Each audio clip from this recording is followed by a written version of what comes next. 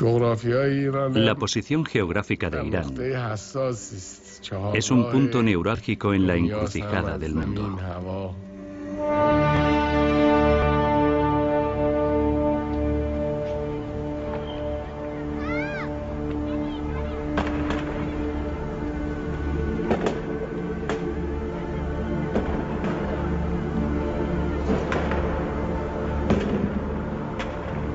Está anocheciendo.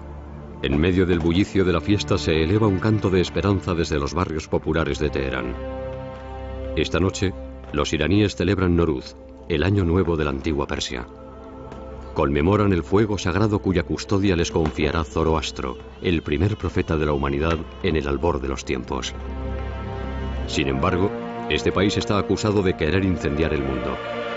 Desde 1979, Irán ha incendiado el Islam y Oriente Medio, ha desafiado a América, ha amenazado a Europa y ha cuestionado el orden mundial. Desde la Revolución Islámica, Irán da miedo. Pero la guerra entre Irán y los grandes imperios dura desde hace 100 años. Es una guerra por la posesión de los fuegos secretos de la Tierra. Una guerra cuyo objeto es el petróleo y que pone en juego el poder nuclear. He aquí la historia de este siglo. La historia de un pueblo secular que sigue buscando su camino entre la religión y la revolución, la dominación y la independencia. Oriente y Occidente. Les desvelaremos la historia de esta potencia.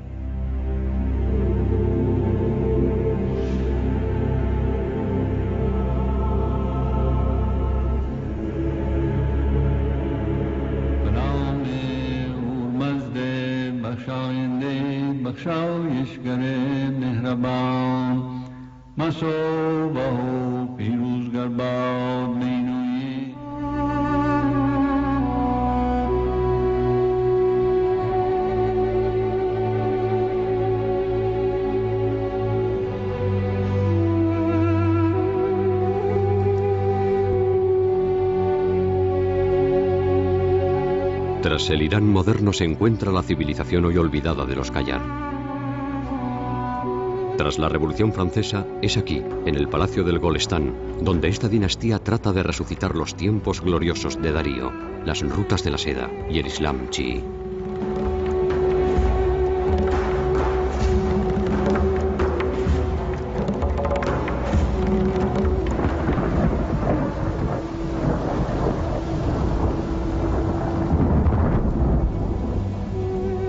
Pero no tardan en cernirse las tormentas del progreso.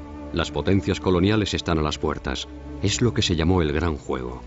El enfrentamiento entre Inglaterra en el sur y Rusia en el norte para dominar los mares entre Europa y Asia.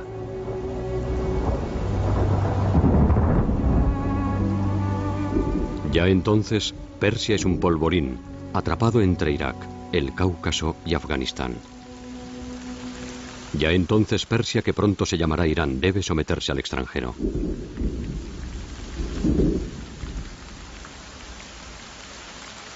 Es un niño de 14 años, solo, quien ocupa el trono.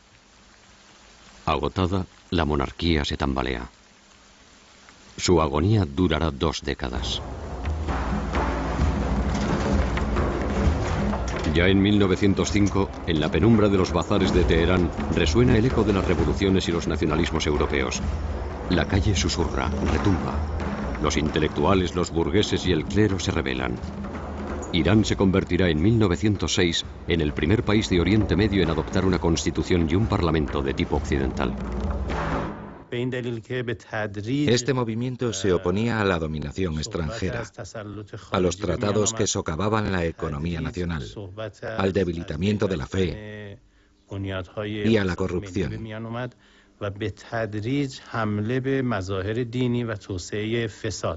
Para el clero, el modernismo estaba eclipsando la religión.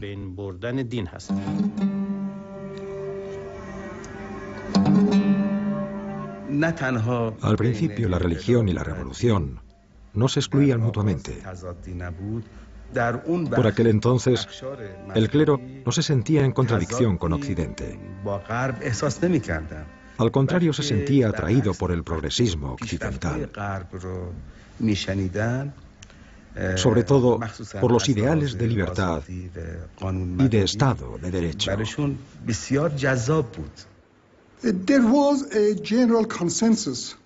Había un consenso generalizado entre los líderes, tanto religiosos como laicos. El Islam estaba muy presente en el espíritu de la revolución constitucionalista, pero era una revolución modernista. Los iraníes se despertaron de su largo sueño y comprendieron que estaban a la zaga del progreso mundial. No obstante, la modernidad no nacerá de la alianza entre el Islam y la democracia. Lo que revolucionará el siglo XX será el descubrimiento del petróleo.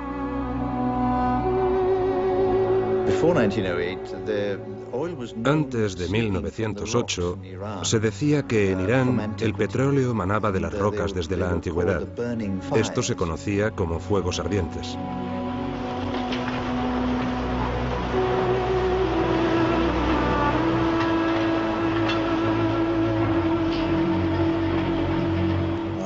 El petróleo es una maldición para todos los pueblos que lo descubren. En ciertos aspectos ha sido una maldición, pero también una inmensa bendición para Irán. Ha sido el primer país productor de petróleo con los ingleses y eso le ha permitido desarrollarse en muchos campos. El 14 de abril de 1909 nace la Anglo-Persian Oil Company. Londres asienta su poder. El petróleo iraní se vuelve británico. Por aquel entonces, el Reino Unido era el régimen más imperialista del mundo. Trataba de controlar la política iraní y a través de la industria del petróleo también trataba de controlar el destino económico de Irán.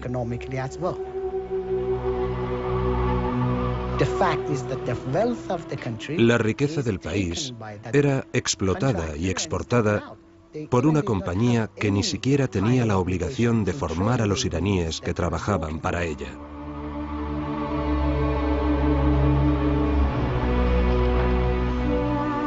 Mientras Europa se halla sumida en el horror de las trincheras y Rusia se hunde en el bolchevismo, Persia se zambulle en el caos. Del caos de la última guerra mundial ha surgido un nuevo líder, el Shah Reza, un coronel de un regimiento cosaco. En 1921, el Shah Reza marchó sobre Teherán junto con un puñado de hombres y tomó las riendas del país. 15 años después de la revolución constitucionalista, cuando se desmoronó el Estado Qajar, se instauró un nuevo régimen. Hacía falta una nueva ideología política, nuevos valores e ideas. El Shah Reza fue quien encarnó esos valores. Al igual que Atatürk en Turquía, el Shah Reza es un occidentalista.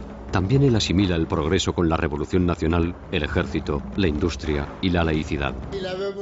Admiraba mucho a Atatürk. Como éste había fundado una república, pensaba que él también podía presidir una. Así pues, trató de instaurar una república en Irán, pero el clero chií se oponía formalmente a ello. Surgió un antagonismo entre el Shah Reza y el clero. Tras 1300 años, las mujeres de Irán se han emancipado. Salen sin velo y son libres de frecuentar a hombres y mujeres y de participar en la vida de su país.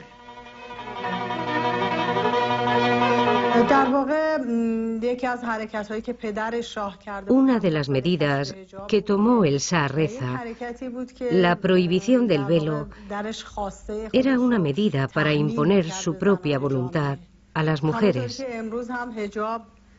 igual que hoy se les impone el velo.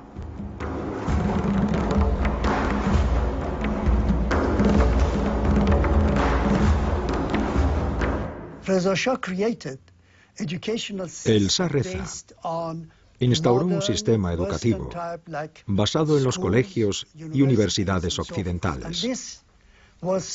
Esto no sentó bien a los colectivos religiosos. Creó toda una serie de instituciones modernas. Impuso esas medidas, pero enderezó el país. En su marcha forzada hacia la modernidad, el Shah Reza vuelve a los orígenes. En contra del clero chií resucita a Darío, a Zoroastro y a Persépolis.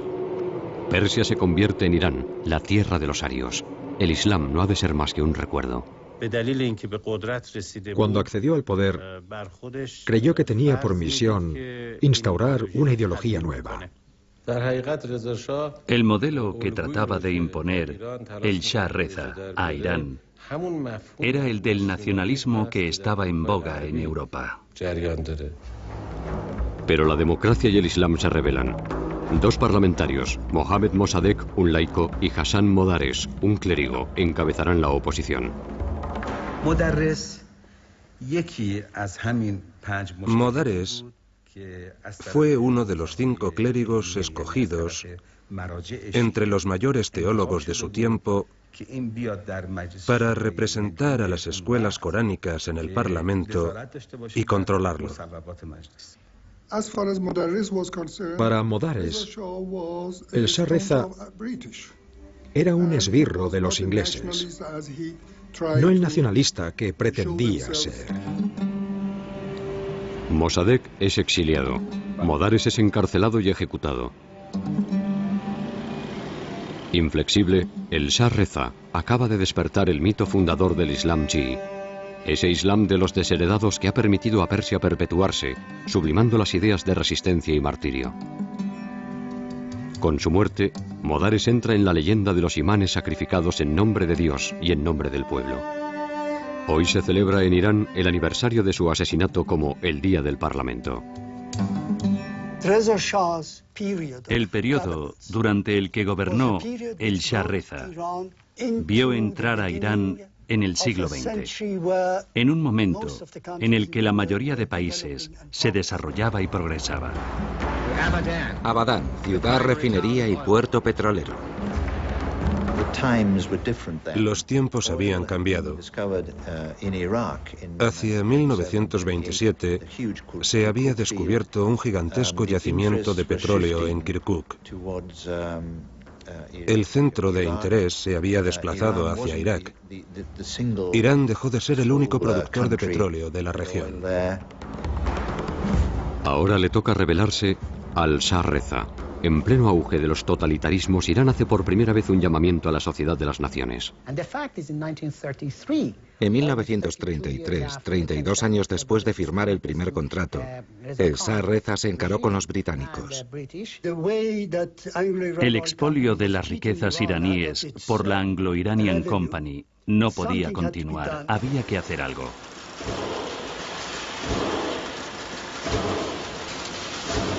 El Shah Reza consiguió cambiar algunas de las cláusulas del contrato. El contrato, que inicialmente era de 60 años, acabó siendo extendido a 90 años. No cuesta entender que esta modificación no beneficiaba demasiado a Irán.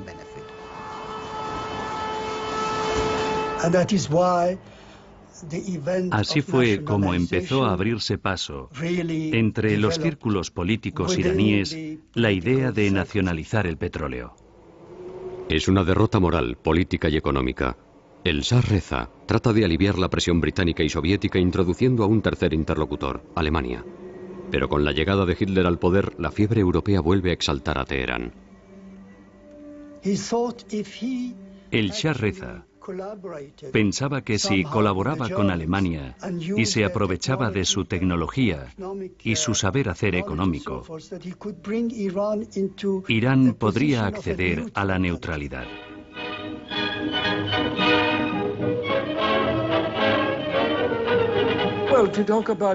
Por lo que respecta a los vínculos del Shah Reza con la Alemania nazi, él no era el único. Irak y muchos países árabes eran pro-alemanes, porque eran antibritánicos, antisoviéticos y antialiados. Las declaraciones de neutralidad del Shah en vísperas de la Segunda Guerra Mundial no cambian nada. El petróleo vuelve a convertir a Irán en un punto crucial. Los rusos invadieron por el norte y los británicos por el sur. Era importante asegurar el acceso al petróleo. El encuentro fue muy sencillo. El oficial ruso disparó una bengala para informar a su Estado Mayor de que los aliados formaban ahora una línea continua desde el Ártico hasta Libia. Dividieron el país y lo gobernaron. La guerra era lo único importante para ellos. E Irán no podía salvarse del reparto del botín, al menos por el momento. Obligaron al Shah Reza a abdicar. 30 años más tarde, su hijo y sucesor, el Shah de Irán, se acordará de esta humillación.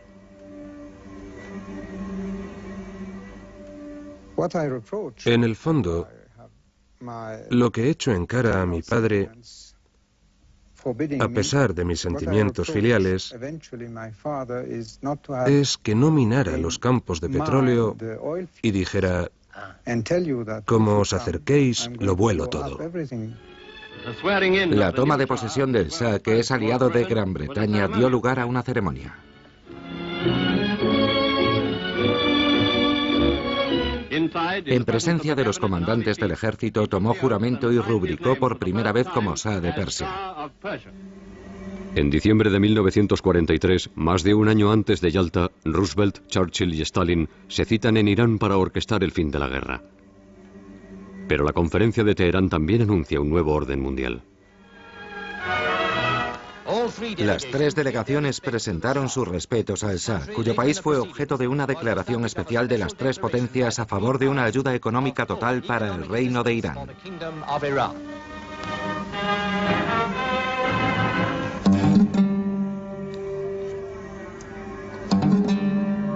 Tras Yalta, el mundo se instala en la Guerra Fría.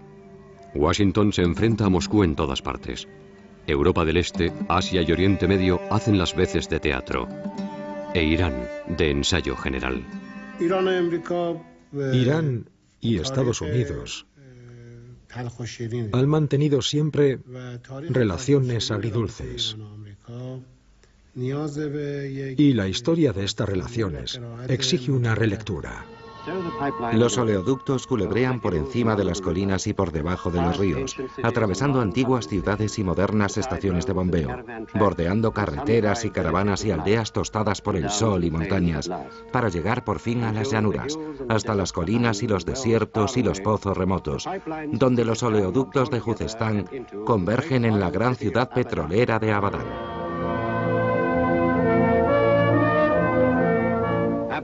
Mucha gente ve ahora el nombre de Abadán como un sinónimo de incertidumbre, sin haber visto el lugar ni saber qué tan curiosa y compleja ciudad se yergue en el delta del Tigris y el Éufrates. Este inmenso templo consagrado al dios del siglo XX, el petróleo, es el centro neurálgico de Oriente Medio. Y sin embargo, hace tan solo unas generaciones no había aquí más que un desierto desolado y yermo y una isla vacía.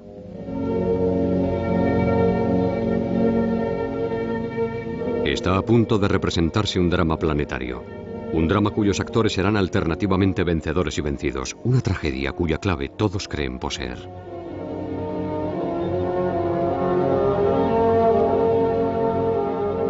Mohammad Mossadegh, que ha regresado al poder como primer ministro. El ayatolá Kayani, líder del partido religioso.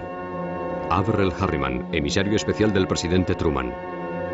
El Shah de Irán, por supuesto. Stalin, agazapado en la oscuridad, y por fin el petróleo, auténtico desencadenante de la obra que se va a representar a orillas del Golfo Pérsico y en Teherán. En la primavera de 1951, el Parlamento iraní aprueba la nacionalización del petróleo en un arrebato de fervor patriótico. Adelantándose a Nasser o Nehru, Mossadegh encarna la rebelión de lo que aún se conoce como Tercer Mundo frente al colonialismo. Una vez más, Irán hará de laboratorio de la historia. Era un gran político. Había estudiado en el extranjero y había hecho un doctorado de Derecho en Suiza. Era un auténtico nacionalista. Detestaba la influencia británica en Irán. Pensaba que la única forma de acabar con esa influencia era nacionalizar la industria petrolera y deshacerse de la compañía petrolífera anglo-iraní. Por aquel entonces, 8 grandes compañías se repartían el monopolio total de la industria petrolera mundial. Eran muy poderosas y podían luchar contra el proyecto de nacionalización de Mossadegh. Los persas creen que nacionalizando la industria del petróleo se van a enriquecer. Desgraciadamente todo saldrá al revés. Los iraníes no tardarán en pagar caro su orgullo recobrado. El embargo impuesto por los ingleses es total. Su objetivo es asfixiar el movimiento nacionalista. Irán está en manos de un hombre debilitado físicamente, pero políticamente decidido. En violación de la Carta de la ONU, Inglaterra ha sometido a una nación pacifista, amiga de la justicia y la democracia, a unas sanciones económicas arbitrarias. La economía iraní estaba sometida a unas sanciones sobre el petróleo. Era el primer embargo de este tipo de la historia, y estas sanciones impidieron a Irán sacar ningún beneficio de la exportación. Pero el embargo incita a la cohesión. Tras regresar del exilio unos años atrás, el ayatolá Kayani realizará la unión entre el Partido Nacionalista y el Partido Religioso. Era un auténtico patriota que decía lo que pensaba por el bien de Irán. Y como era uno de los líderes religiosos más importantes, sabía que todo lo que dijera debía basarse en sus creencias, que también eran las del pueblo. El único obstáculo al avance de las reformas, sobre todo en los últimos 50 años, es que los ingleses dominan el petróleo y se inmiscuyen en la esfera política, económica y social del país. Los delegados del gobierno han tomado un avión para reunirse con los emisarios británicos. A modo de viático se llevan el Corán, la bendición del Gran Mulá y una de las banderas que lleva esta inscripción: si Dios está de nuestro lado, ¿qué obstáculo nos podrá detener? Había que vigilar atentamente ese proceso y mantener la influencia británica, así como negar a la Unión Soviética el acceso al petróleo e impedirle que ejerciera su influencia en Irán. Había pues dos aspectos, el petróleo y la Guerra Fría. Otro partido aguarda, también heredero de los ideales revolucionarios de 1905. Es el partido Tudeh, el partido comunista que sale a la calle en apoyo de Moscú.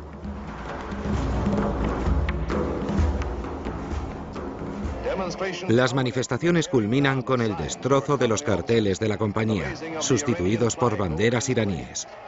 Hay amagos de mediación. Gran Bretaña acude a La Haya y gana un recurso contra la expropiación.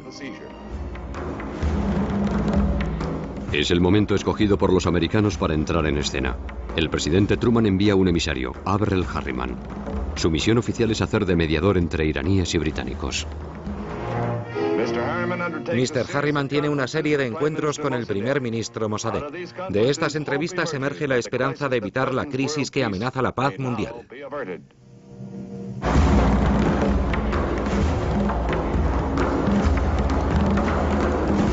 Como ya hicieran en Corea, como no tardarán en hacer en Guatemala, Indonesia y Vietnam, los estadounidenses deciden intervenir en Irán. Su primer objetivo es contener el peligro soviético. Pero ese día en Abadán, Averell Harriman asiste sobre todo al declive de las viejas potencias europeas. Washington vendrá a ocupar el vacío dejado por Londres y París. En Irán, el drama planetario del petróleo está cambiando de dirigente.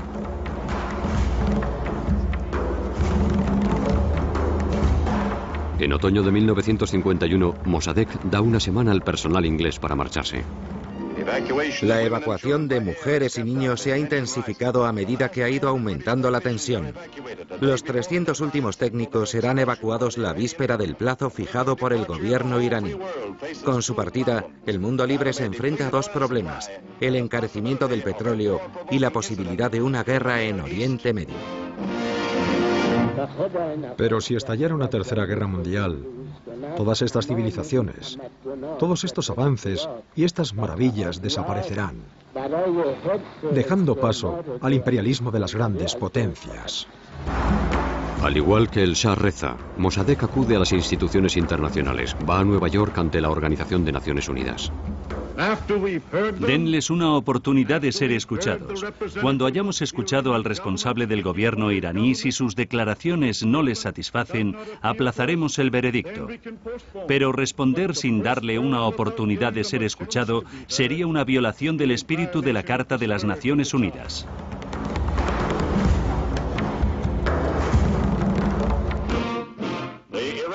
La crisis del petróleo iraní llega a las costas americanas con la llegada del primer ministro Mossadegh a Nueva York para defender su causa ante las Naciones Unidas.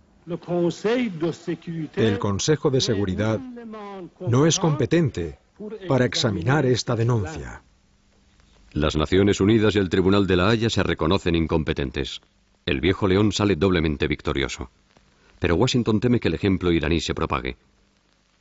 Devorada por la campaña anticomunista de McCarthy, América oscila entre el derecho internacional y el dominio del petróleo.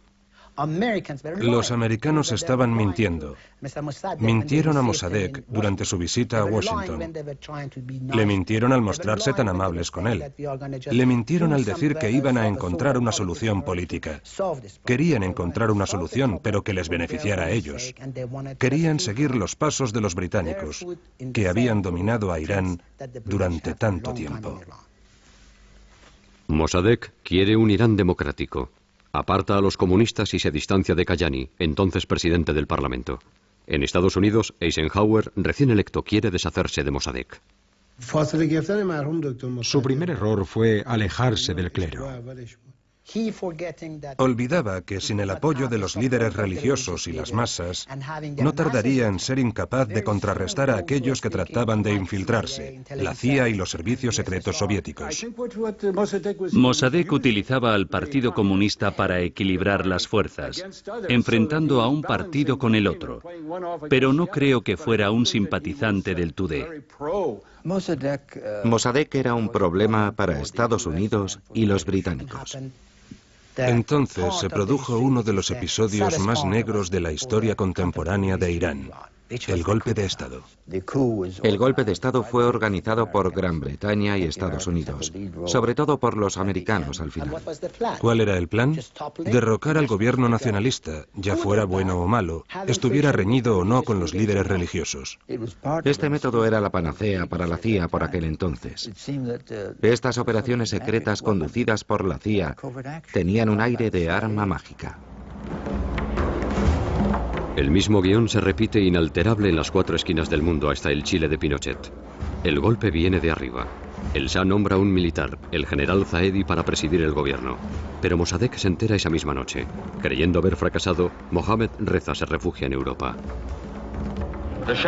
El Shah llega a Roma tras un intento fallido de arresto del doctor Mossadegh por la Guardia Imperial y tras negarse a disolver el Parlamento a petición del doctor Mossadegh. En Teherán parece como si el doctor Mossadegh fuera a convertirse pronto en el presidente. Ordena que el ejército ocupe los palacios del Shah. El 19 de agosto de 1953, la confusión es total. Los comunistas, el clero encabezado por el ayatolá Kayani, la policía, el ejército y los legitimistas pagados por la embajada americana invaden las calles. La residencia de Mossadegh es saqueada. Es la Operación Ajax, orquestada por la CIA. Fue muy sencillo. El partido Tudeh llamó a sus militantes y apoyó a los opositores de Mossadegh, y así permitió que triunfara el golpe de Estado en mediodía. Expulsado por el doctor Mossadegh, el Shah de Irán ve cómo triunfa su causa y regresa a su país gracias a la contrarrevolución impulsada en Teherán por su primer ministro Zahedi con el apoyo del ejército y la policía.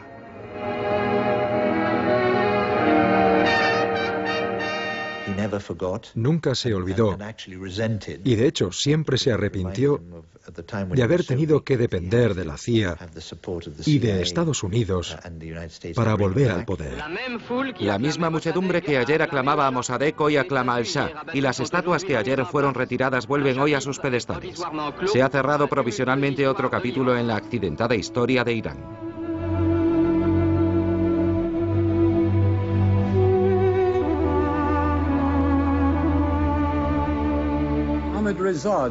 Mohammad Reza, el hijo del Shah Reza. Era al principio un hombre bastante débil, pero sea como sea, acabó endureciéndose. Quizá fuera la CIA la que le incitó a endurecerse y a instaurar un régimen autoritario blando cuando le devolvió al poder. Y eso fue lo que hizo. No era así con Mossadegh. Esta vez fue un cambio radical.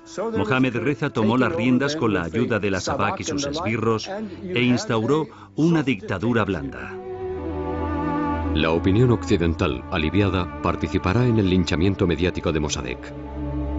Irán vuelve a su soledad. En pijama y bata, un agonizante doctor Mossadegh acudió al tribunal de Teherán.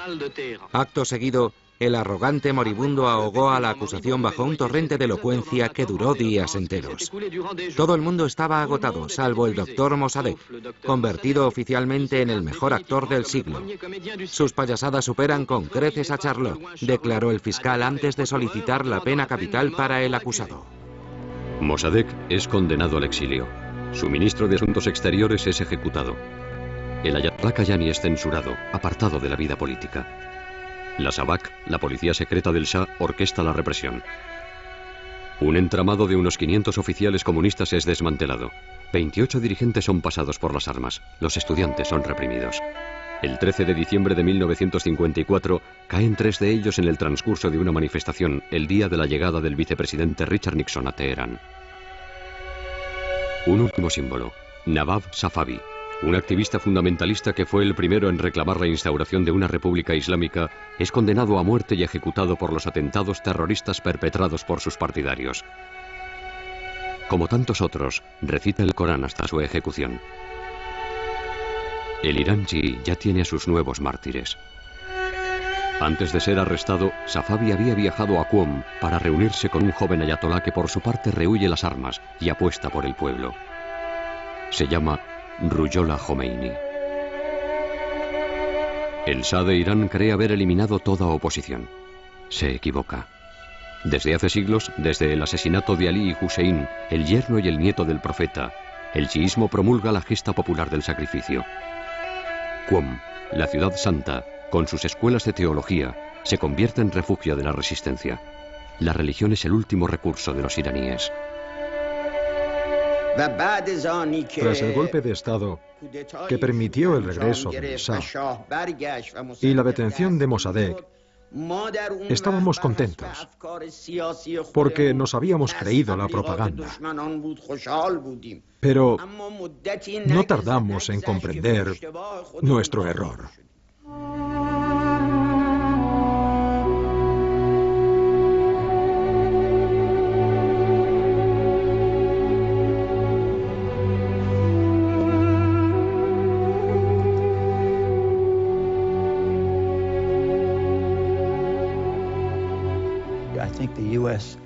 Estados Unidos no se dio cuenta en absoluto de lo ofensivo que resultaba para el pueblo iraní volver a instalar al Shah en el trono.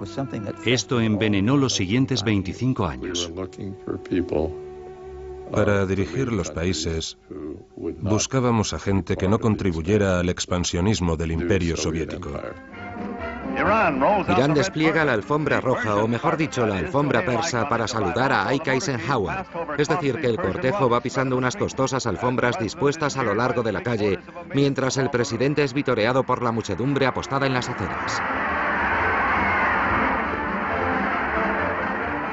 En el Palacio Real, el Shah obsequia a Ike en el transcurso de su histórica misión con un retrato que acabará en el Museo Eisenhower de Abilene. Por aquel entonces creíamos que la energía nuclear era una fuente de energía importante para el mundo. 72 países asisten a la conferencia sobre el átomo en las Naciones Unidas. El petróleo y el carbón tocan a su fin, contrariamente a la energía atómica, según el doctor Baba. Esto demuestra la necesidad imperiosa de hallar otras fuentes de energía si no deseamos ver cómo se extingue la luz de nuestra civilización tras haber agotado nuestras fuentes de carburante. El programa Atoms for Peace es estratégico. Al colocar a Irán en pleno corazón del Pacto de Bagdad, la respuesta oriental a la OTAN, América quiere acorralar a la Unión Soviética. Teherán es un satélite de Washington que proporciona a Irán su primer reactor nuclear. Urbanización, industrialización, militarización. El Shah de Irán quiere asentar la grandeza del país siguiendo el modelo occidental.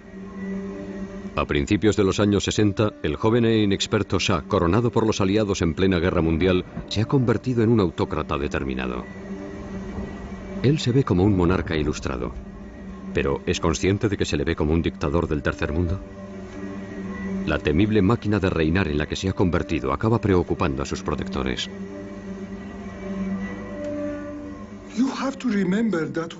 Cuando Kennedy accedió al poder, consideró que la situación era una consecuencia de la falta de modernización e incluso de occidentalización del sistema, tanto a nivel político como económico. Sus Majestades, hablo en nombre de todos mis compatriotas para darles la bienvenida a Estados Unidos. Tenemos los mismos intereses: preservar nuestra libertad, mantener la paz y ofrecer una vida mejor a nuestros pueblos. Había que actuar en los países del tercer mundo. De lo contrario, caerían todos en manos de los comunistas. Irán es un importante eslabón en la defensa del mundo libre. Comparte una frontera de más de 2000 kilómetros con la vecina Rusia. No podíamos permitir que todos esos países entraran en la órbita de la Unión Soviética. Estábamos en plena Guerra Fría, que llegaba al tercer mundo por extensión. Nos hemos visto obligados a firmar un pacto puramente defensivo. Si algo ocurriese, no nos enfrentaríamos solos al peligro. Había que hacer algo. El presidente Kennedy pasó revista a la flota antes de asistir junto con el Shah a unas impresionantes maniobras aéreas y navales. Acto seguido, el presidente Kennedy y el Shah asistieron a un desembarco en el que 9000 marines invadieron una playa. La maniobra duró 24 minutos. Naturalmente, tan solo se trataba de una demostración. Si nos atacan, ustedes tienen que asistirnos con todos los medios de los que dispongan. El apoyo militar americano beneficia mucho a una nación como Irán. La ayuda económica y tecnológica representa una gran inversión americana en los últimos 10 años. Sin ella, Irán no sería hoy un país libre e independiente. Al igual que su padre, el Shah de Irán es un apasionado de la tecnología. Al adquirir los equipos más sofisticados, Irán financia la industria militar estadounidense. El Shah se convierte en el brazo armado de Occidente en Oriente. Ser uno de los más grandes del planeta. Este objetivo está a punto de ser alcanzado en el ámbito militar. El Shah se interesa especialmente por los problemas militares. Sus compras masivas, cifradas en miles de millones de dólares, han proporcionado a Irán un arsenal considerable y ultraperfeccionado. Teherán e Israel empezaron a estrechar lazos.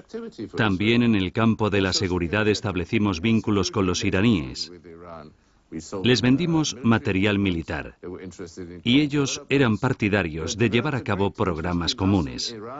Ambos países se acercaron mucho, lo cual tuvo consecuencias estratégicas considerables. Hubo una serie de encuentros entre el Shah y los dirigentes israelíes.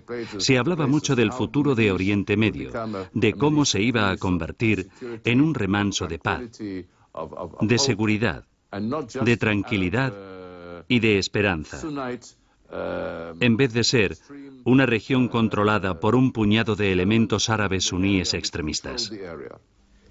Fue entonces cuando el ayatolá Jomeini hizo su aparición en el debate intelectual inaugurado por la llegada de Mohammad Reza Pahlavi. Al principio el imán no quería ningún cambio en el régimen. Solo aconsejaba al Shah que pusiera fin a sus relaciones con el sionismo, con Israel.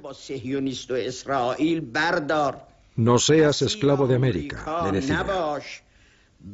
Sométete a las leyes islámicas y seguirás en el trono. Pero el rey de reyes debe someterse a la nueva América de Kennedy. Hay que convertir a Irán en escaparate del liberalismo. El Shah pone fin a la ley marcial, privatiza la prensa, concede el derecho de voto a las mujeres y, sobre todo, impulsa la reforma agraria. Es la llamada Revolución Blanca. Es una especie de revolución socialista desde arriba.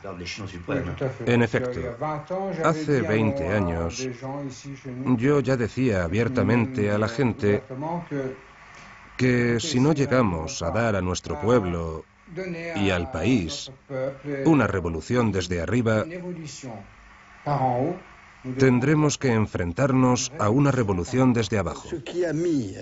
Evidentemente, esto puso en contra del Shah a toda la aristocracia terrateniente y a toda la iglesia chií, ya que los mulás estaban entre los mayores terratenientes de Irán. El objetivo era presionar a los líderes religiosos y tratar de instaurar un régimen en el que la política estuviera separada de la religión. En eso consistía la revolución. El clero chií, encabezado por el imán Jomeini, temía el despotismo de Mohammad Reza y creía que la Revolución Blanca y el referéndum reforzarían su poder despótico. Al igual que su padre frente a Modares, el Shah ve alzarse contra él al ayatolá Jomeini. En sus virulentos discursos, el maestro de Qom ataca a América, la reforma y hasta la propia monarquía. El Shah de Irán decide acabar con él. En octubre de 1964 despega un avión llevándose a Ruhollah Jomeini, primero expulsado a Turquía y luego a Irak. Irán repite una vez más la letanía de sus fatalidades: asesinatos, golpes de Estado, exilios. Mohammad Reza Pahlavi cree haber alcanzado el poder absoluto. En realidad acaba de abrir la caja de Pandora.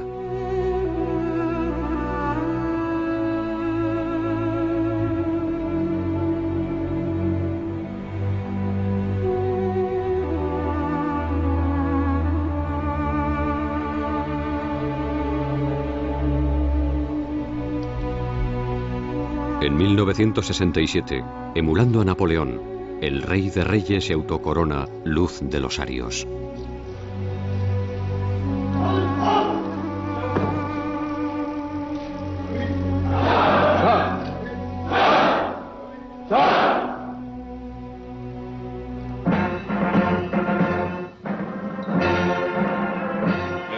El Shah acaba de inaugurar su 11ª presa. Esto le coloca en una posición sin precedentes. Hizo construir una serie de presas hidroeléctricas en Irán. El Estado se ha convertido en el mago, el zahorí que toca con su varita la provincia desheredada. Construye una presa, colecta el agua y costea un vasto sistema de irrigación. Queremos combinar la tecnología moderna con el espíritu de nuestra antigua civilización 3 veces milenaria.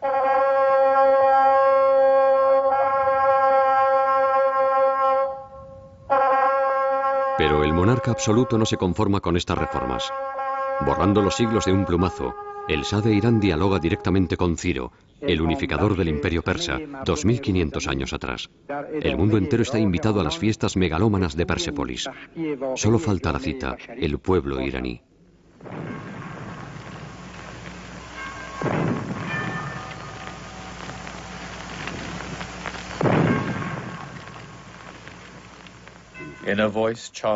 Con voz cargada de emoción, el Shah se dirigió al espectro del rey difunto. Oh Ciro, gran rey, rey de reyes, rey Aquemánida, rey de la tierra de Irán, yo, el Shah de Irán, te saludo en mi propio nombre y en nombre de mi nación. Llegó la hora del ajuste de cuentas. Irán ha recobrado su gloria. Emulando una vez más a su padre, el Shah se rebela contra el extranjero. La crisis del petróleo de 1973 le servirá de pretexto para demostrar su poder.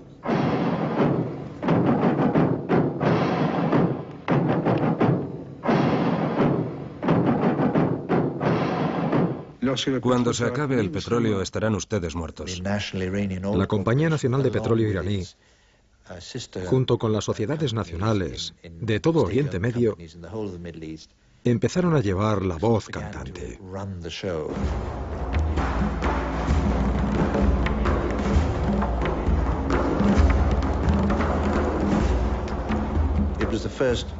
Fue el primer gran choque por el petróleo. Los precios aumentaron en un 400% en cosa de 2 o 3 meses. Combativo, belicoso, resuelto, arrogante incluso, Mohammad Pahlavi planta cara al planeta, multiplicando declaraciones y entrevistas. El Shah se apodera de los medios de comunicación. Las economías se tambalean. El rey del petróleo sueña con dominar el mundo. Usted es un empresario europeo. ¿Por qué debería ganar más en tasas que lo que ganamos nosotros con nuestras materias perecederas?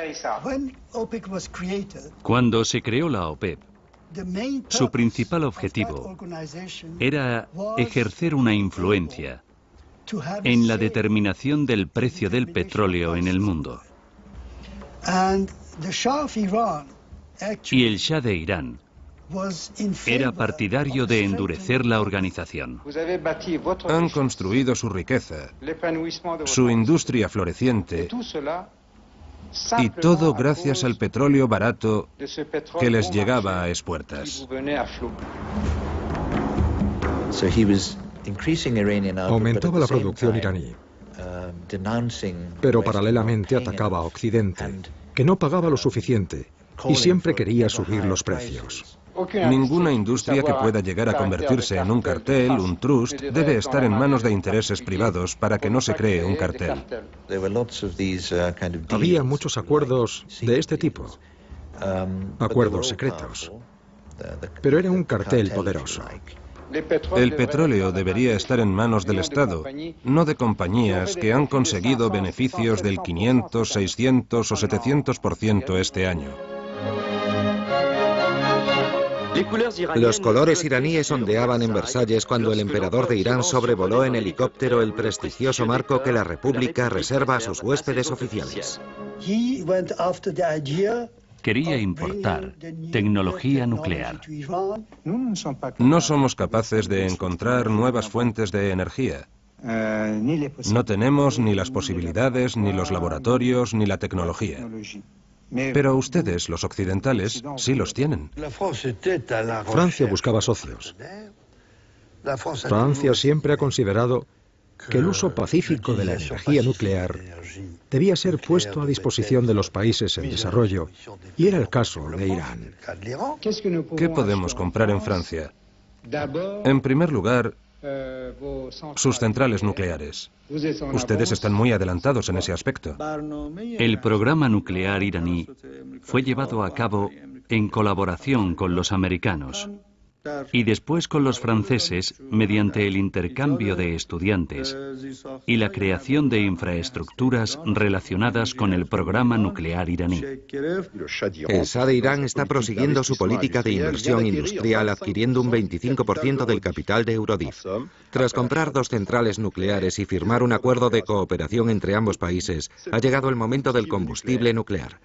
A cambio de su participación en Eurodif, Irán recibirá un 10% de la producción de uranio enriquecido de Pierre Lat. Además, el Shah ha concedido un préstamo de $1.000 millones al Comisariado para la Energía Atómica, cosa que ayudará a desarrollar el programa nuclear francés. Las conversaciones cara a cara continuaron en el Elíseo, con una serie de entrevistas que permitieron a ambos jefes de Estado hacer un balance de la cooperación económica entre sus países. Se tomaron precauciones para que lo que hacíamos en el campo del desarrollo nuclear con esos países no pudiera ser usado con fines militares. El Shah de Irán quiso entonces añadir a su colección de trofeos de caza el trofeo de autócrata. Disolvió todos los partidos políticos, incluso los que le apoyaban, y creó un partido único, el Partido de la Resurrección.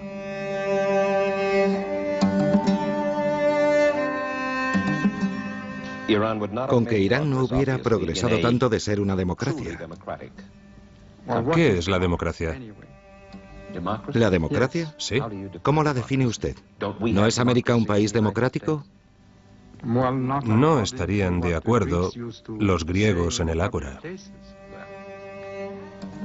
Elegimos a nuestros representantes. ¿Pero con qué criterios?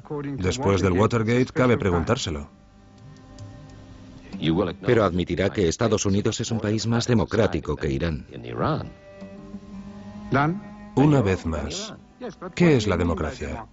Libertad de pensamiento, libertad de expresión, libertad de prensa. ¿En qué medida? Me refiero a elegir a los dirigentes, que haya una oposición. ¿Pero en qué medida? ¿En qué medida? Sí, ¿en qué medida? Si se refiere a una cosa autodestructiva y masoquista que fomenta el fraude y la corrupción, entonces ese es su régimen. Una democracia permisiva. Su estilo de vida, la imagen que daba de su familia, sus paseos por Occidente, sus estancias en las estaciones de esquí, presentaban a un personaje, una familia, un entorno que ya nada tenían que ver con la población iraní. Y él estaba convencido de que era popular. Le mandaban campesinos que le besaban la mano, y él se imaginaba que era popular.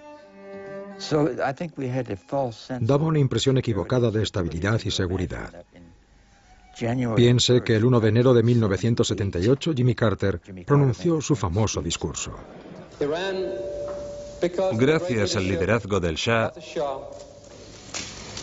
Irán es un islote de estabilidad en una de las regiones más agitadas del mundo. En 1978 todo había terminado. La relación entre un monarca y su pueblo es muy importante. Esa relación se había disuelto.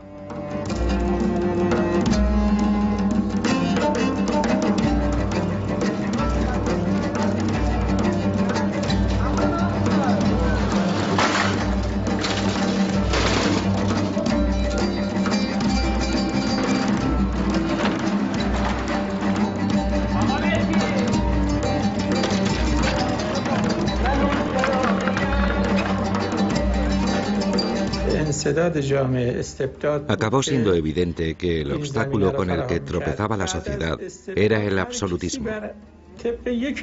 Cada cual albergaba una rencilla particular. Unos pensaban que su religión estaba siendo pisoteada, otros sus libertades, otros denunciaban las desigualdades o la corrupción.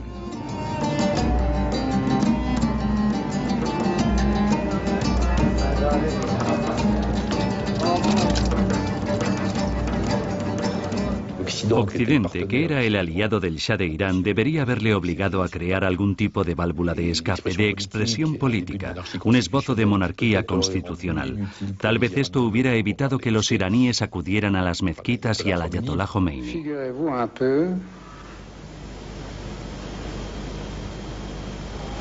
Imagínese un momento lo que pasaría si Irán adoptase una actitud no amistosa con los países occidentales, digamos.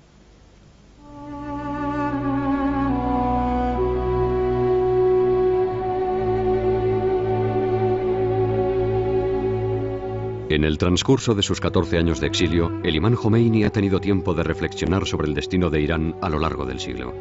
Ayer espectador, hoy por fin actor. No regresa a Teherán como opositor, sino como revolucionario. Pronto encarnará el islamismo de cara al mundo. Antes del regreso del imán a Irán, los movimientos religiosos y laicos se entrecruzaban. Eran todos progresistas y optaron por el mismo camino. En las cárceles, donde pasé algún tiempo, había toda clase de tendencias políticas. La primera revolución fue llevada a cabo por los estudiantes, no por los mulás. Estos se adueñaron de ella a posteriori.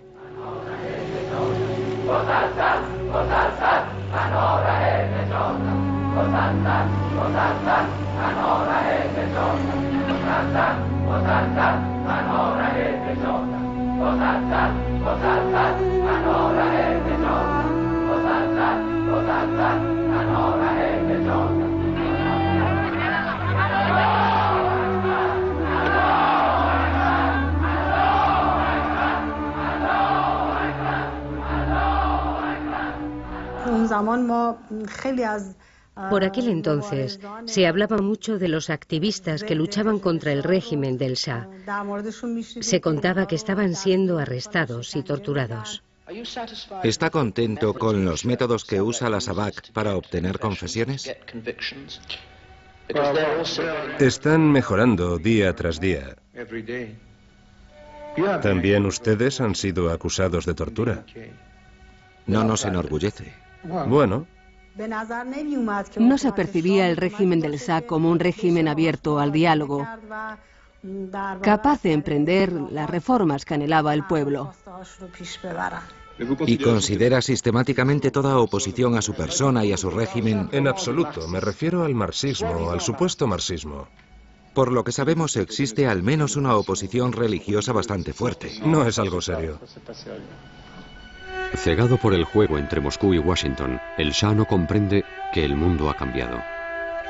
En Irán, como en todo Oriente Medio, la revolución es ahora un asunto religioso.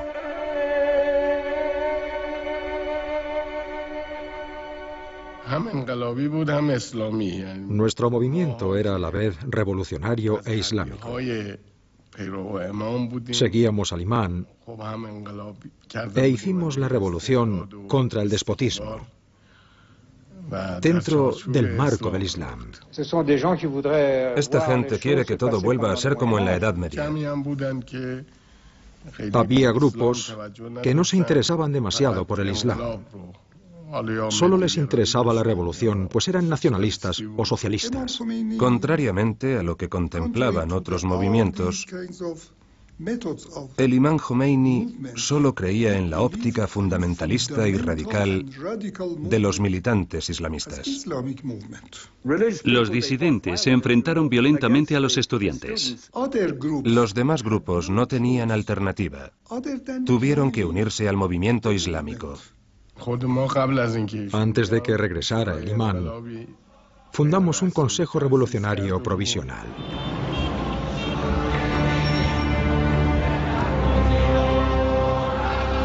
El 7 de septiembre de 1978, por primera vez, los manifestantes exigen que se marche el Shah y vuelva el imán Jomeini.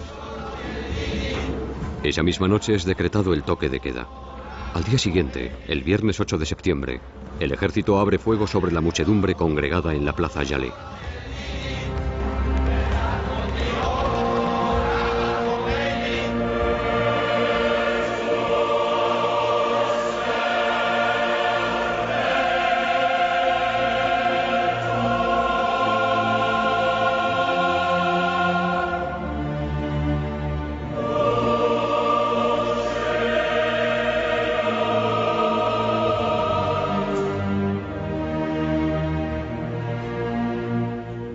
Es una masacre.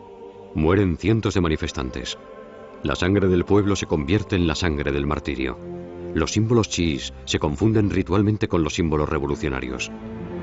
Ya es demasiado tarde para el Shah.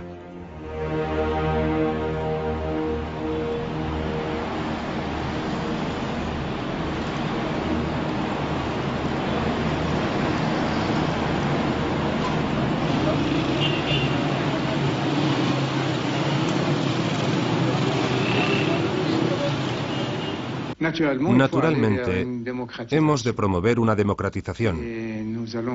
Adoptaremos las mismas leyes que existen, digamos, en Francia, con respecto a la libertad de expresión o de manifestación. Los vamos a copiar.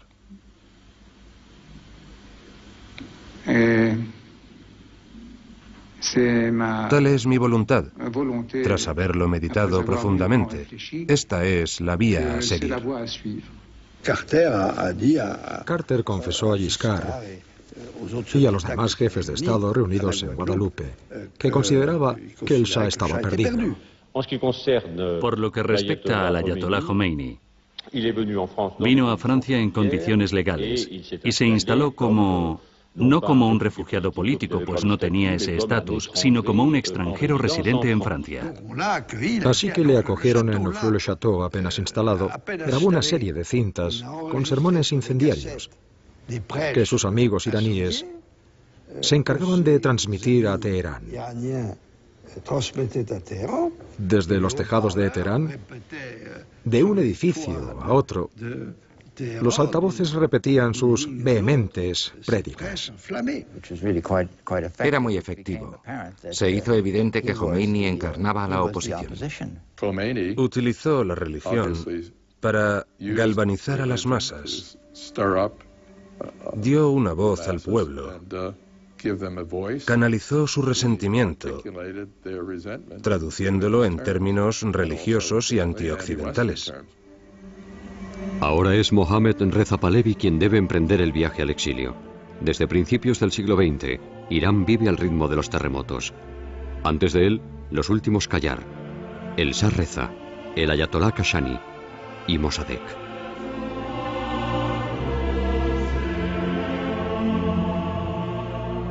Tal vez se acuerde, justo antes de irse, de que fue en esta misma pista del aeropuerto de Teherán donde hizo repatriar los restos mortales de su padre.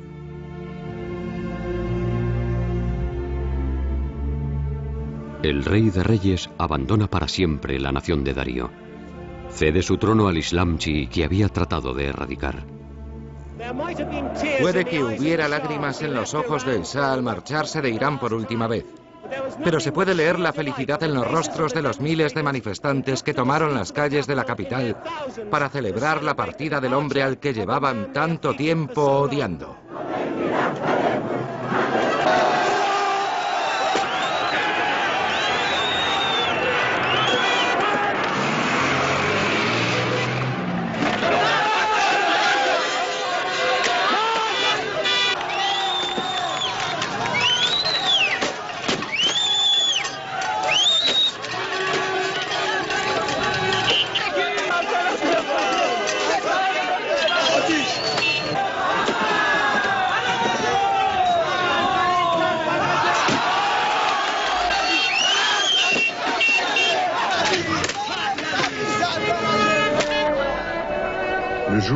El día de su llegada el jueves pasado, desde que salió el sol, han ido llegando más de 3 millones de personas al recorrido que efectuará el ayatolá. Miles de campesinos, algunos venidos de muy lejos, llevan una semana acampando a las puertas de Teherán.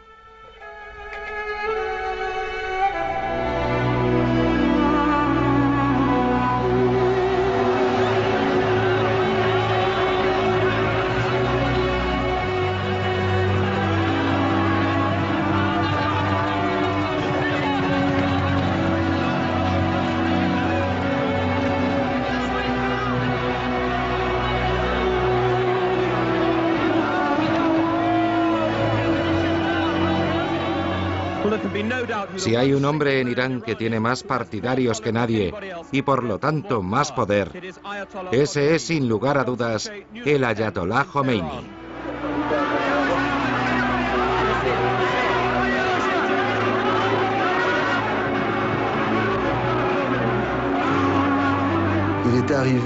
Consiguió transmitir a Occidente una imagen de gurú amable que abogaba por la armonía universal y la felicidad de los pueblos.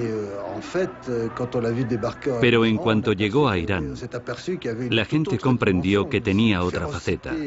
Estaba claro que era un personaje feroz, capaz de gobernar, de tomar las riendas y eliminar implacablemente a sus rivales. Con la llegada del imán Jomeini a Teherán, comienza el ciclo habitual de violencia revolucionaria. En nombre de las facciones más duras, el ayatolá Jaljali organiza una serie de purgas. Los guardianes de la revolución destruyen la tumba del Shah Reza. Los dirigentes del antiguo régimen son ejecutados por orden de tribunales expeditivos. Estamos en el año cero. Luego vendrán la instauración de la República Islámica, la consagración del Guía Supremo y la fusión de la ley civil con la ley religiosa. Una vez más Irán inventa. Una vez más se entrega al extremismo. Una vez más se granjea la repulsa del planeta. Los problemas del mundo de hoy tienen mucho que ver con los acontecimientos de la Revolución Islámica, sobre todo la toma de la Embajada de Estados Unidos. La crisis de los rehenes empezó el 4 de noviembre de 1979.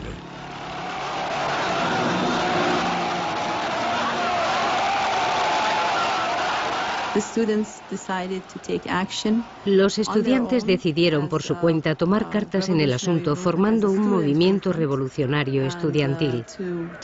Su objetivo era desbaratar toda conspiración contra la República Islámica y así preservar y asegurar la integridad de la revolución. Recibí una llamada de mi asistente a eso de las 6 de la mañana. Por aquel entonces yo dirigía la división de operaciones en la zona de Oriente Medio. Me dijo textualmente: están escalando el muro. Unos activistas estaban invadiendo la embajada.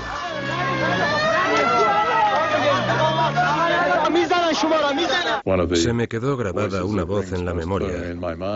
La voz que me dijo: han derribado la puerta. Tenemos que bajar.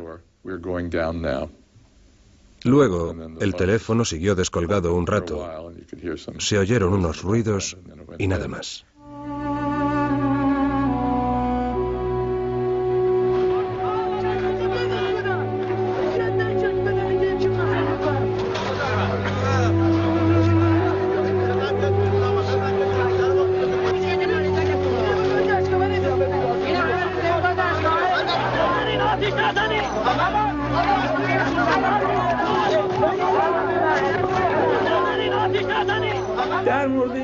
¿Éramos conscientes de estar violando territorio extranjero? Desde luego. Hay que situarse en el contexto en el que los estudiantes tomaron esa decisión. Eran los primeros meses de la revolución y el país estaba al borde del caos. Se había reavivado el recuerdo del derrocamiento de Mossadegh, que inició una pésima era en las relaciones con Estados Unidos. El golpe de Estado de 1953 contra Mossadegh fue un episodio muy oscuro de nuestra historia. Abrió una era de dominación extranjera, de colonialismo y dictadura. Éramos conscientes desde un principio del resentimiento que albergaban los iraníes por el golpe de Estado de 1953 y el papel de Estados Unidos. Ese hecho permanecía grabado de forma indeleble en la memoria colectiva. Los estudiantes sintieron una vez más que los extranjeros hacían peligrar la revolución y que la historia podía repetirse.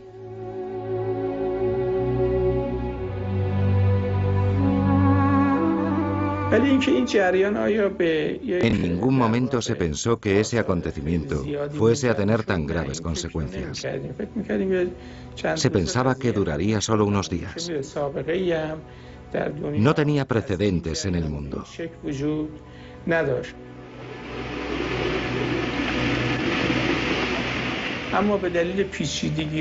Pero las complicaciones que surgieron impidieron a los protagonistas encontrar una solución rápida. Por fin, al cabo de varios meses, organizamos una operación que nos permitiera liberar a los rehenes, al tiempo que nos evitara declarar una guerra abierta. El supuesto intento de rescate se convirtió en un desastre para el gobierno americano. Fue un episodio muy humillante para Estados Unidos. Los comandos americanos son aniquilados por una tormenta de arena. Humillación suprema. Al liberar por fin a los rehenes, Jomeini contribuye a llevar a Reagan a la Casa Blanca. Pero la humareda que se desprende de los helicópteros destripados anuncia ya otras guerras. ¿Quién salió ganando del incidente de la embajada americana? ¿Quién perdió? ¿Dañó este incidente a la revolución? ¿Entorpeció el impulso revolucionario en Irán? ¿Frenó el avance de la revolución islámica iraní en la región? ¿Qué relación hubo entre el incidente de la embajada y la guerra entre Irán e Irak?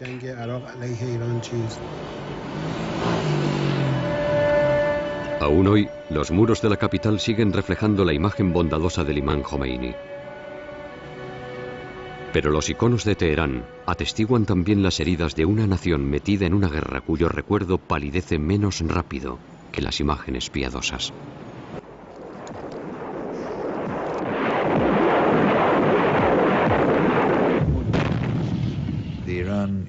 La guerra entre Irán e Irak fue una de las más violentas de aquella época y enfrentó a dos de los mayores productores de petróleo del mundo. La producción iraní sufrió tanto como la iraquí, ya que el conflicto se desarrolló principalmente alrededor de los yacimientos en el norte del Golfo Pérsico.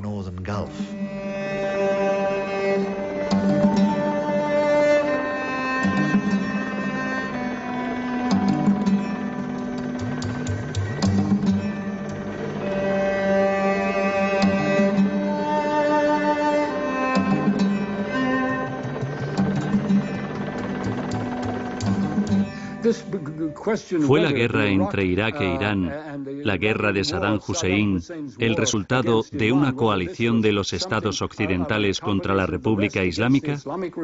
Indudablemente.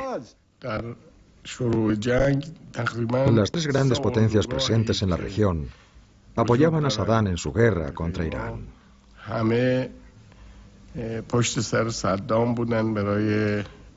Cada cual tenía sus razones para colaborar con Irak. Los occidentales iban a perder sus intereses en Irán.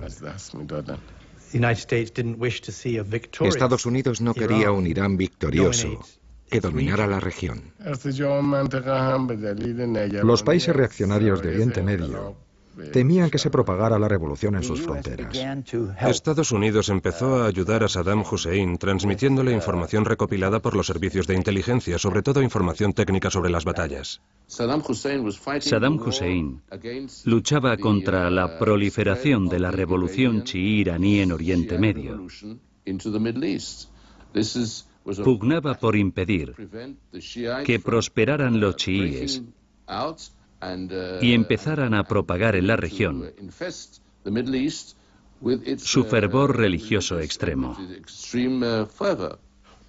En Occidente, el miedo a la revolución islámica y sus posibles repercusiones en el conjunto del mundo árabe musulmán era considerablemente más fuerte que las críticas que podía inspirar el régimen de Saddam Hussein.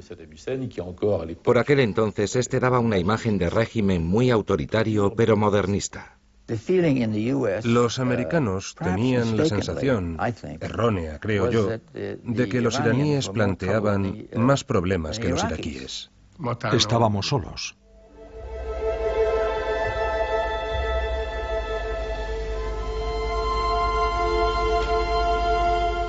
Irán e Irak se enfrentan a una guerra de 8 años que acabará con cerca de 1 millón de vidas.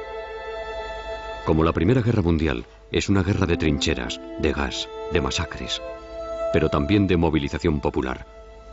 Millones de voluntarios se alistan en el ejército revolucionario. Irán ha dado con un factor de cohesión nacional. La religión de Irán es Irán.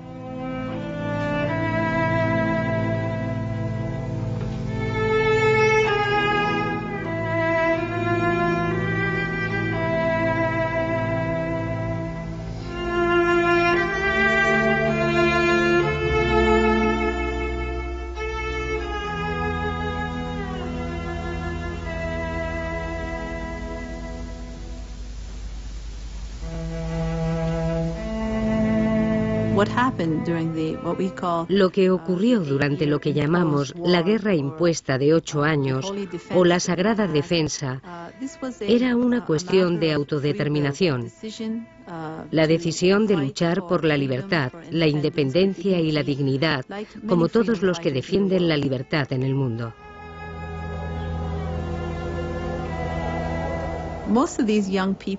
La mayoría de estos jóvenes se crió bajo el régimen del Shah.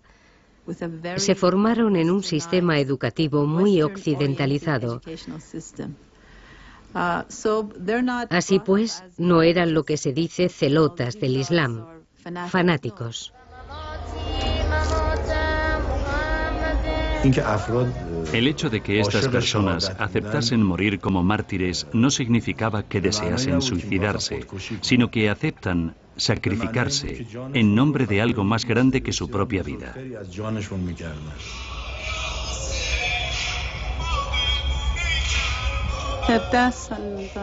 Solo tenía 17 años.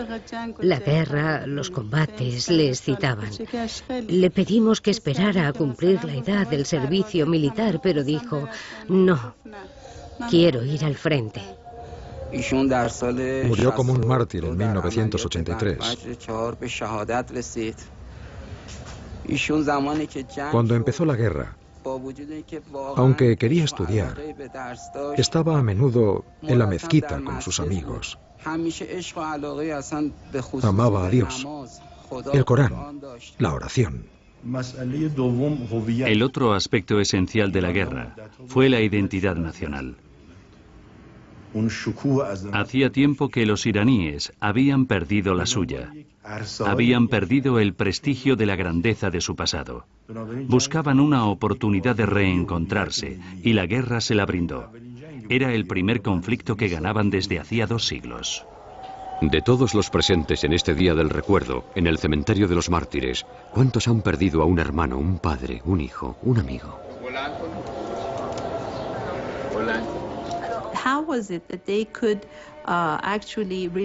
¿Cómo podían sentir una afinidad con un jefe mucho mayor que ellos? El imán Jomeini tenía 75 años por aquel entonces. ¿Cómo podían tener un vínculo espiritual con él esos jóvenes de 19 o 20 años?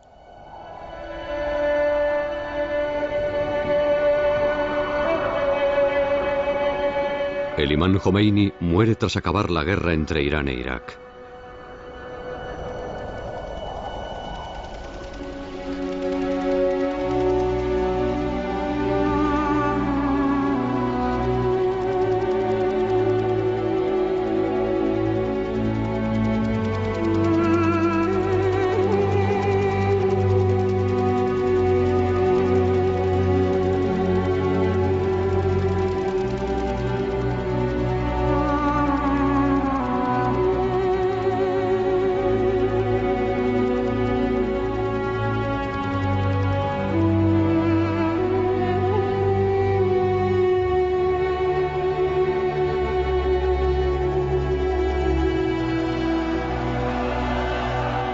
Tras la muerte de su guía, la nación, por fin reunida pero huérfana, llora un siglo de esperanzas perdidas.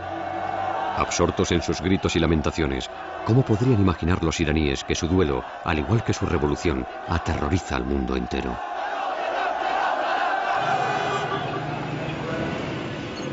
Desde 1979, Irán no deja de hundirse en su aislamiento. En la escena internacional, las guerras declaradas esconden guerras secretas. Los rehenes de Líbano, los atentados de París, el caso Rushdie, el caso Eurodiv, el caso Gorgi. La opinión internacional sienta a Irán en el banquillo de los acusados. Con el regreso del poder nuclear, el antagonismo va increciendo. Os voy a decir una cosa. La adquisición y la explotación de la tecnología nuclear es hoy más importante que el petróleo cuando lo descubrimos. Y ya sabéis lo importante que es el petróleo para el futuro de un país.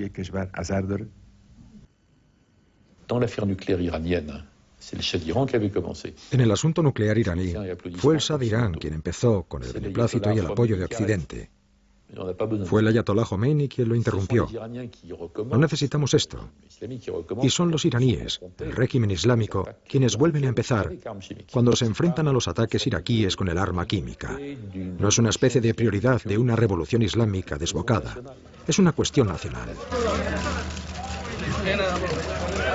Como en tiempos de El Shah Reza y de Mossadegh, las potencias internacionales reemprenden el viaje a Teherán. Europa, Rusia y China se inmiscuyen. La discordia continúa.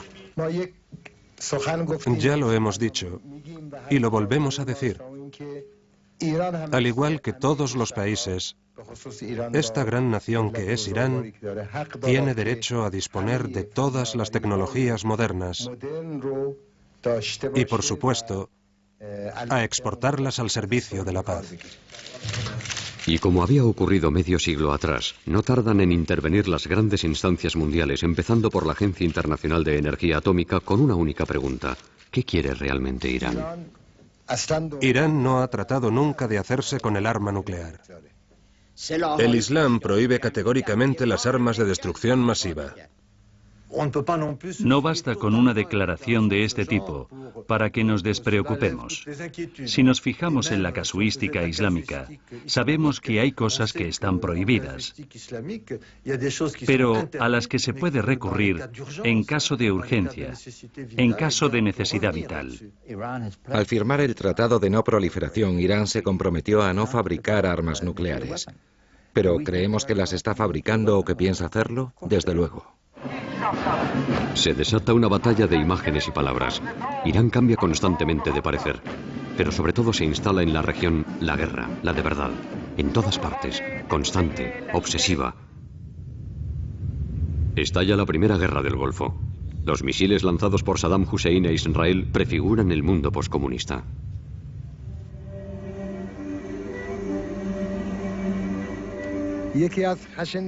Es un crimen brutal y despiadado cometido contra los ciudadanos americanos.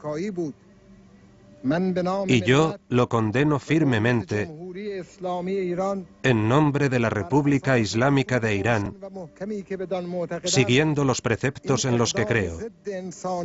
Es inhumano y antiislámico.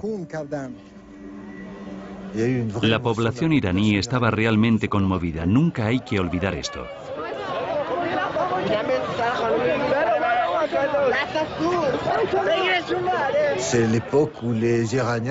Los iraníes salieron espontáneamente a la calle con velitas encendidas. El gobierno dio su pésame y durante unas semanas los mulás dejaron de pregonar la muerte de América en sus sermones de los viernes. Lo extraño es la reacción de Estados Unidos ante ese comportamiento tan humano y previsible en el fondo de los iraníes, que expresaron su compasión por las víctimas de la tragedia del 11 de septiembre. Nuestro objetivo es impedir que los países que apoyan el terrorismo amenacen a Estados Unidos o a sus estados amigos con armas de destrucción masiva. Algunos de esos países han estado callados desde el 11 de septiembre, pero sabemos cómo son en realidad. No tenemos miedo a nadie. Contamos con lo necesario para defender nuestros derechos. Irán trata de hacerse con esas armas y exporta el terror mientras un puñado de dirigentes no electos reprime el anhelo de libertad del pueblo iraní. La respuesta era que Irán formaba parte del eje del mal. Esos estados y sus aliados forman un eje del mal. Pero es el radicalismo árabe y suní llegado de Arabia Saudí quien ha agredido a América. He ordenado al ejército de Estados Unidos que ataque los campos de entrenamiento de los terroristas de Al-Qaeda y las estructuras militares del régimen talibán en Afganistán. De todos es sabido que Afganistán es el cementerio de los imperios. Los mongoles, los británicos, los soviéticos y ahora los americanos y sus aliados, que cometen torpeza tras torpeza. Cuando tuvo lugar la intervención americana, En Afganistán, los iraníes echaron una mano a los americanos, pero lo que ocurrió fue una especie de tango, en que uno da un paso hacia adelante y el otro hacia atrás. Por ahora no hemos llegado al punto favorable, como para que ambos bandos quieran luchar a la vez.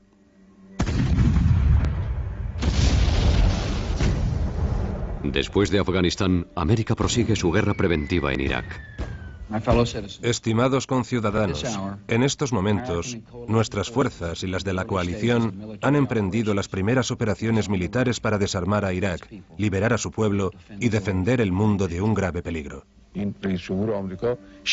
Este presidente americano no se avergüenza de decir que quiere instaurar la democracia en Irak. No se avergüenza de sus propias palabras. Les habla George W. Bush, presidente de Estados Unidos. En estos momentos, el régimen de Saddam Hussein está siendo derrocado. Aquí termina una larga era de miedo y crueldad. Las fuerzas americanas y aliadas se han desplegado en Bagdad, y no nos detendremos. Hay quien invade los territorios de los demás a miles de kilómetros de su país y se entromete en sus asuntos y se apodera de su petróleo, sus recursos vitales y sus vías estratégicas.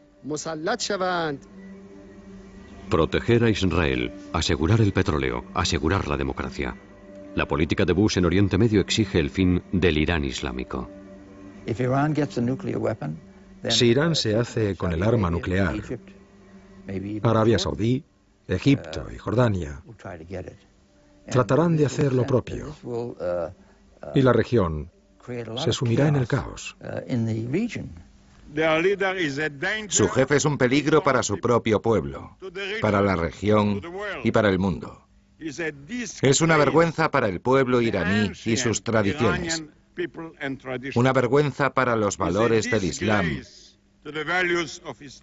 y de todas las religiones.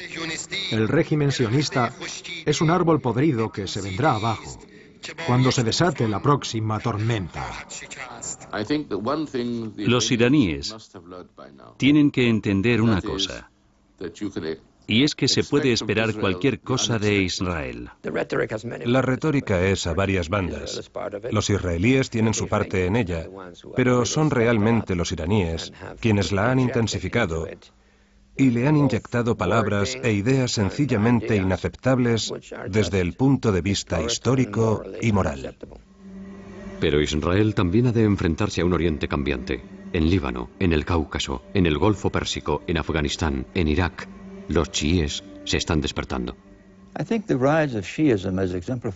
El auge del chiismo que estamos observando en Irán es un fenómeno directamente relacionado con la decisión de invadir Irak. Irak puede volverse chií.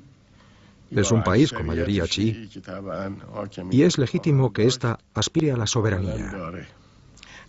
Lo que temen algunos es que el movimiento de los iraquíes influya a otros árabes chiíes de la región. Los chiíes gozan de una auténtica unidad ideológica, una misma sensibilidad.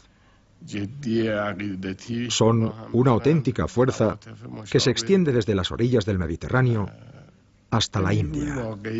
Si los americanos hubieran escuchado hace unos años los consejos de muchas personalidades americanas, especialmente Baker, y hubieran entablado un diálogo con Irán, la situación sería totalmente distinta y dejaríamos inmediatamente de hablar de la amenaza del eje chií. Los dirigentes iraníes y americanos deben superar las tensiones de sus relaciones actuales, evaluar sus intereses geopolíticos y estratégicos y tratar de elaborar una política racional.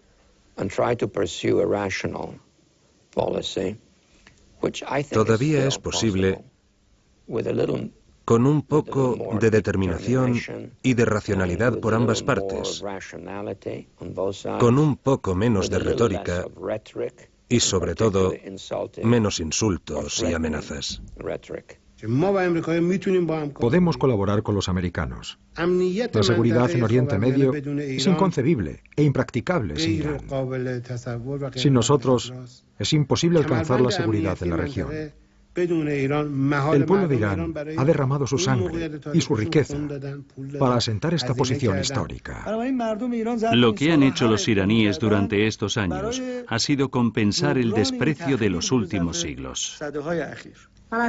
Soy de un país donde todas las mañanas se produce un terremoto y donde hasta la noche la gente se enfrenta a las consecuencias que esto conlleva. Y al día siguiente habrá otro terremoto.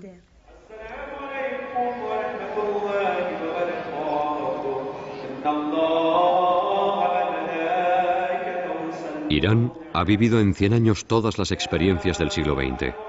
Ha sido el primer país de Oriente Medio en instaurar un parlamento, nacionalizar sus recursos y provocar una revolución islámica.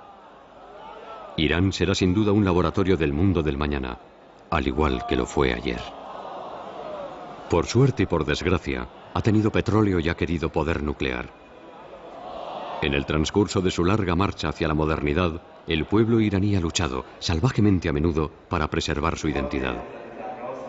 La cuestión no es si mañana tendremos que vérnoslas con Irán, sino con qué Irán tendremos que hacerlo.